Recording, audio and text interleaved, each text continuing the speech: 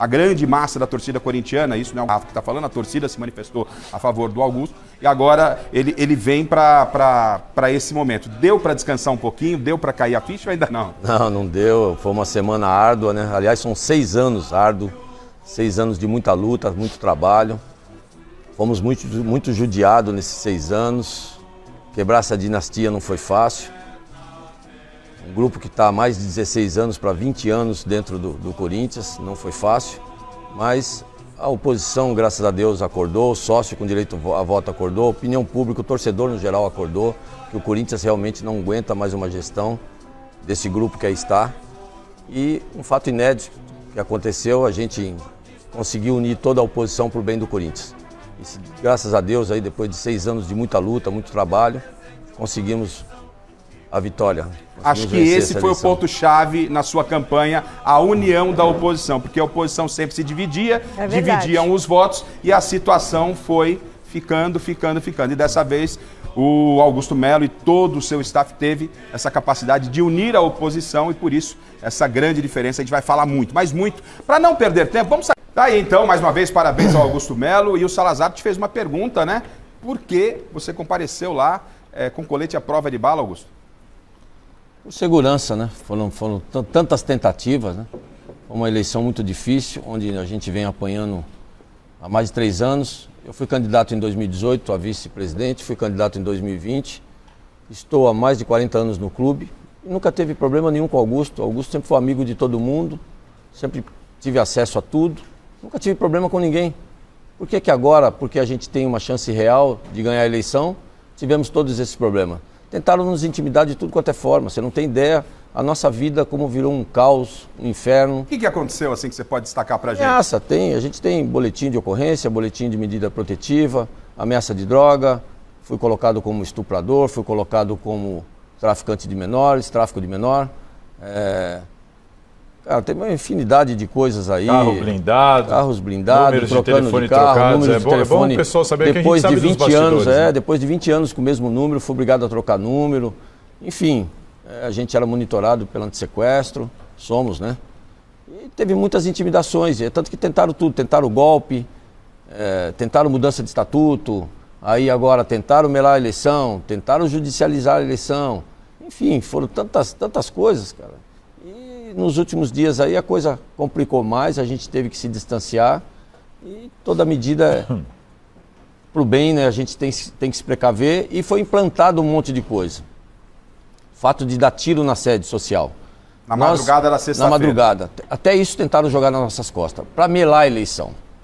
Nós estamos com quase 98% de aprovação na opinião pública no torcedor geral.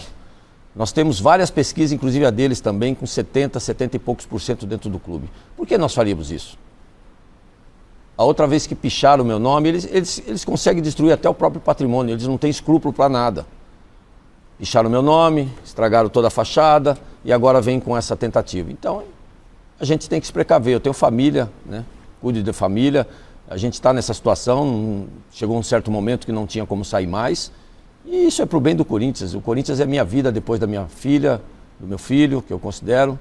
E a gente foi até o final e graças a Deus deu certo, porque toda a opinião pública, todo o torcedor, toda a oposição, ela viu que realmente o Corinthians precisava de socorro e aí está a resposta em todos os sentidos. Augusto, eu particularmente, eu vivenciei tudo dentro do Corinthians durante 9 anos, né? Eu comecei nas categorias de base com 13 anos de idade, foram 5 anos de terrão.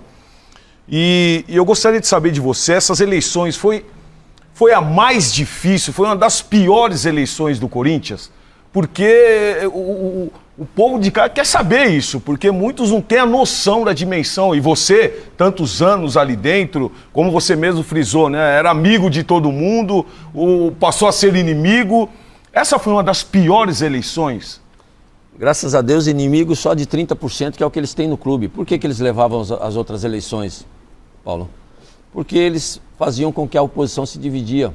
E eles, como têm de 30% a 35% de sócios dentro do clube que apoiam eles sempre procuravam dividir a oposição justamente por isso.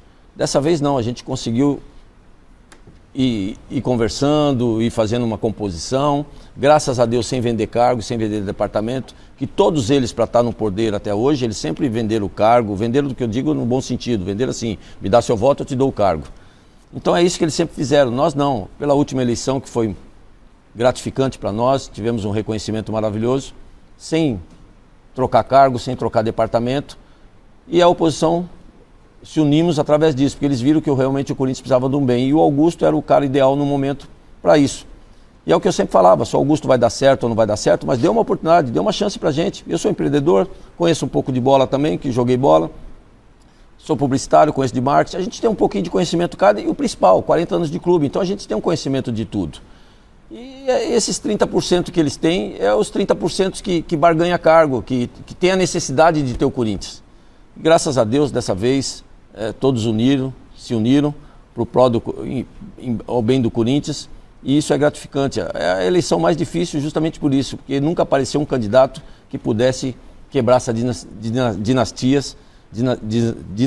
né? E é o que nos ajudou, Foi a eleição mais difícil, mais perigosa. Sim. Eles plantaram muita coisa, plantaram muito fake. Eles tentaram até mexer com a cabeça do associado no seguinte: olha, a eleição não é mais dia 25, a eleição é dia 28, a eleição é dia 2.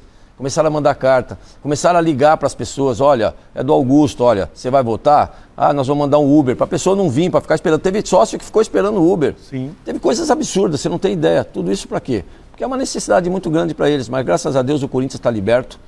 O Corinthians agora vai passar por o maior choque de gestão já visto na sua história. O Corinthians vai ter pessoas técnicas comandando, pessoas qualificadas, que nos ajudem a tirar o Corinthians dessa situação. Ô Miller, tá aí então o presidente eleito do Corinthians, não é? O Augusto Melo, falando muito, e tem muita coisa para falar, tem muita pergunta, né, que vai chegar. O presidente eleito do Corinthians à sua disposição, Miller. Presidente Augusto, eu tenho uma opinião minha, durante 30 anos de futebol que estou vivendo, né? Que o treinador não tem que ter soberania no clube, ele tem que ter soberania na escalação. E o presidente de futebol, presidente Augusto, o atual, ele comete essa atrocidade, dando plenos poderes para o treinador como se o treinador fosse o dono do clube. Isso é um absurdo. Na tua gestão, presidente Augusto, a partir de dia 2 de janeiro, como é que você vai lidar com o treinador, essa coisa extracampo? Como é que você vai lidar com isso, presidente? E parabéns pela vitória. Por isso que é bom, eu sempre digo que é sempre bom você ter um conhecimento um pouco de cada coisa, Miller. Graças a Deus a gente conhece bastante de futebol. Pela primeira vez o Corinthians vai ter um diretor executivo atualizado de mercado, que possa também nos ajudar em todo sentido. Teremos praticamente uma comissão, a parte de integração de base, parte de base também influenciando muito, para que a gente erre o menos possível numa contratação, principalmente a parte de monitoramento. E eu acho que a última palavra sempre é do presidente. É o que você falou, nosso treinador ele tem a parte dele que é campo, isso ninguém nunca vai interferir, mas tem o atleta, que você tem a visão, a parte de renovação, a parte de vencimento de contrato, que é o que vem acontecendo com alguns, se tem alguma prioridade, se interessa algum. A gente às vezes fica preocupado com isso também, que tem aí praticamente quase 10 contratos terminando, e o Corinthians a gente não tem um time, tem um mês só de transição, recebemos algumas críticas pelo fato da gente estar monitorando, eles jogam as coisas no ar, eles plantam mentira, você é obrigado a correr para se defender. Você fez proposta pelo Bruno Henrique, é isso? O ex-presidente, esse cara, ele é o que mais sabe mentir na televisão e a gente tem que correr para desmentir. Ele teria que falar e provar. Eu quero que ele diga qual foi o dia que eu liguei para o Bruno Henrique, está aqui, ao vivo, manda o Bruno Henrique, o empresário dele ligar, entrar ao vivo aqui, mostrar se algum dia eu liguei, se algum dia entrou em contato. Ao contrário, isso seria muito leviano da minha parte. Primeiro, eu não sou presidente, era só um simples candidato, hoje, graças a Deus. Não tenho por que eu fazer isso, mesmo porque eu não sei o que está acontecendo lá. E outra, não conversei com o Mano, a gente tem um treinador, a gente tem uma comissão técnica que a gente precisa sentar e avaliar, conversar. Você acha que você consegue falar com o Mano antes de janeiro? Eu acho que sim, eu já tive uma ligação muito boa com o Duílio, a parte de transição, ele nos ligou hoje, temos uma reunião amanhã, se Deus quiser vai dar tudo certo. E ele é corintiano, e o próximo presidente que sou eu, sou corintiano. Todos nós queremos o bem do Corinthians, inclusive eu aprendi isso com o próprio presidente do Bayern, que me deu um grande conselho. Augusto, eu trabalho para o próximo. É o que todos nós devemos fazer, pensar no próximo, trabalhar para o próximo. Porque o próximo sempre é corintiano, o próximo presidente é corintiano, então cada presidente que fizer alguma coisa e deixar para o seu próximo o bem, ele vai estar crescendo, vai ter menos dificuldade para administrar, e é assim que tem que funcionar, entendeu? Já que o assunto surgiu o nome do Mano Menezes, vamos para esclarecer, quando lá atrás, né, o Corinthians vai trocar o Vanderlei Luxemburgo, vem o Mano Menezes e aí surgiu a informação de que o Mano não era o técnico da chapa da oposição, não era o técnico do Augusto, né? Não é, tal. O que de verdade aconteceu? E qual vai ser a sua